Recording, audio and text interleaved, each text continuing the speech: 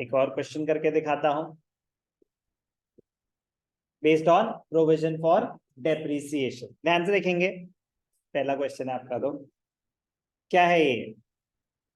हाँ, दो टाइप के क्वेश्चन होते हैं सर। सब कुछ दो टाइप का ही क्यों होता है? क्वेश्चन दो टाइप के हैं। एक होता है कि आपने नया एसेट खरीदा, यूज करा, फिर एक और एसेट खरीदा, उसको यूज करा, फिर एक बेच दिया, फिर एक और खरीदा।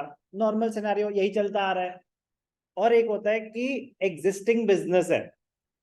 एग्जिस्टिंग बिजनेस मतलब आपको बैलेंसेस गिवन है। जैसे कि following balances appear in the books of Priyanka Brothers on 1st April 2022.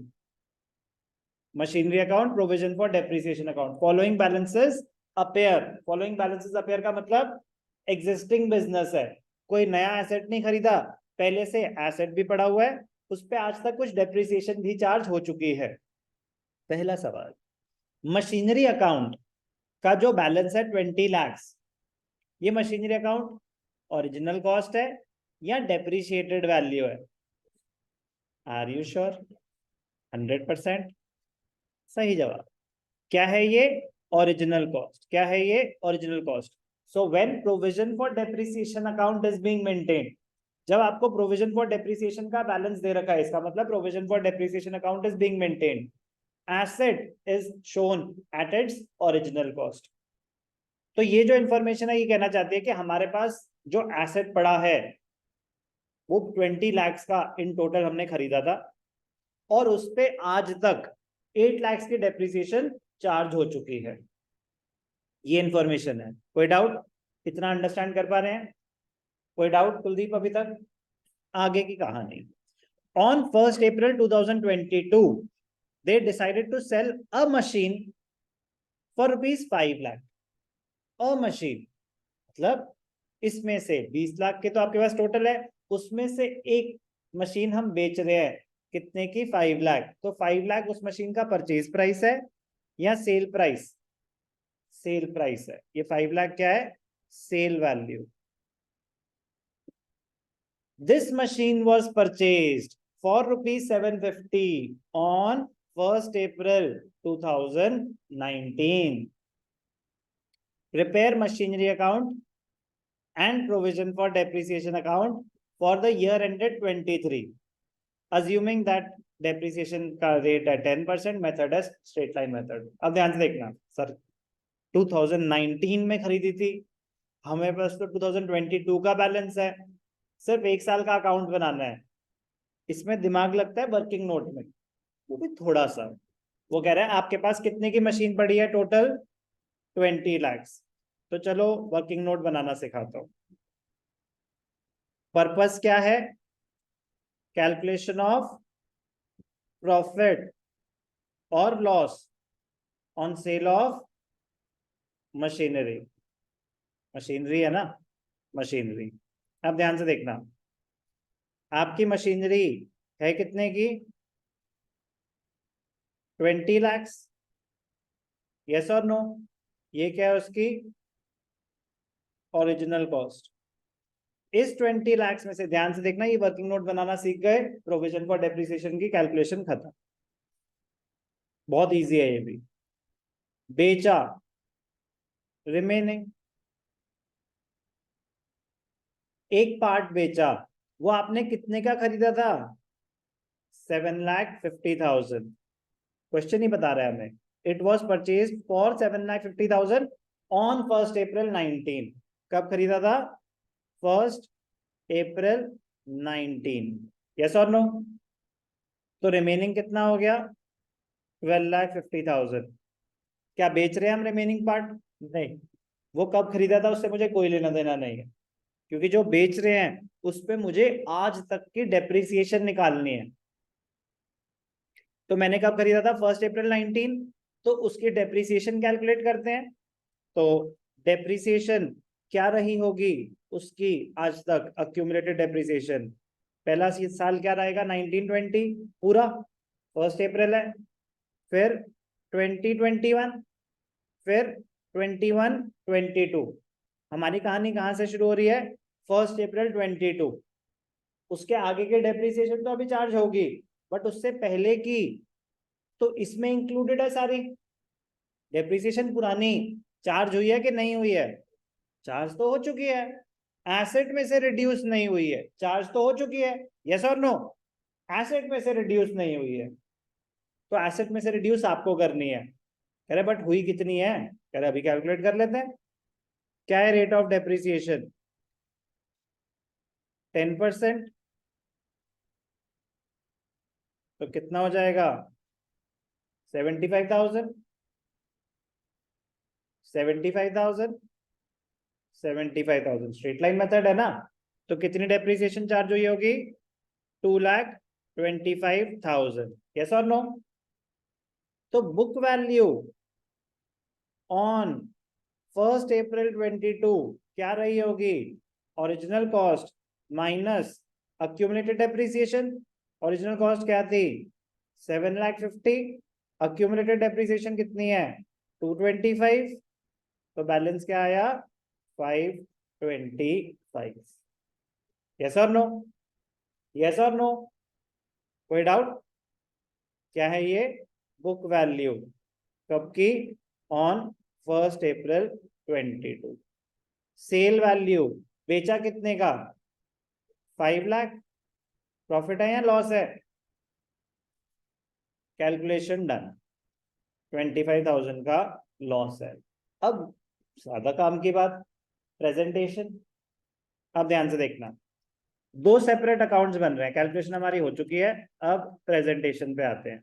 दो सेपरेट अकाउंट्स बन रहे हैं, एसेट अकाउंट और provision for depreciation account. 2022-23 current year, April 1 to balance BD कितना है? 20 lakhs। क्या है ये? क्या है ये? Opening balance of the fixed asset. Opening balance of the fixed asset. अब मैं रेफरेंसेस एक साथ ही दूंगा क्योंकि मैं डिफरेंट कलर में दूंगा। ये है ओपनिंग बैलेंस एसेट अकाउंट का। एसेट्स का डेबिट बैलेंस होता है, प्रोविजन फॉर डेप्रिसिएशन लायबिलिटी होती है, लायबिलिटी का क्या होता है? Credit balance. एंट्री क्या हुई? Depreciation account debited to provision for depreciation. तो प्रोविजन फॉर डेप्रिसिएशन में क्या आता है? सॉरी, पहले तो हम क्या दिखा रहे हैं? By balance. क्या डेट है? April 1। अभी तो हम ओपनिंग बैलेंस दिखा रहे हैं। By balance BD, opening balance क्या था? 8 लाख। कोई डाउट अभी तक? अभी सिर्फ ओपनिंग बैलेंस दिखा दिया, एसेट का डेबिट बैलेंस, लायबिलिटीज का क्रेडिट बैलेंस। यहां तक कोई डाउट? अब ट्रांजैक्शंस पे अब आएंगे। हमने 1 अप्रैल को एसेट बेच दिया, हमने अभी तक कोई डाउट? क्वेश्चन में गिवन है on 1 April 22 balances of machinery account and provision. Asset account दिखा दिया, प्रोविजन फॉर डेप्रिसिएशन। ये क्या है? क्या है ये? Opening balance of provision for depreciation, जो कि क्या होता है आपका? Accumulated depreciation. प्लीज ये रेफरेंसेस जरूर लिखना। उनके पास ज्यादा वेराइटी नहीं है, ज्यादा वेराइटी नहीं है, थोड़ी तो है, बट मैं कह रहा हूँ कॉन्सेप्ट अगर समझ आएगा तो बहुत आसान। अब क्या हुआ? ट्रांजैक्शन क्या हुई? ट्रांजैक्शन, हमने एक एसेट बेचा। जब एसेट बेचते हैं, थोड़ा सा इजी कर दिया उन्होंने, स्टार्टिंग में ही बेच दिया।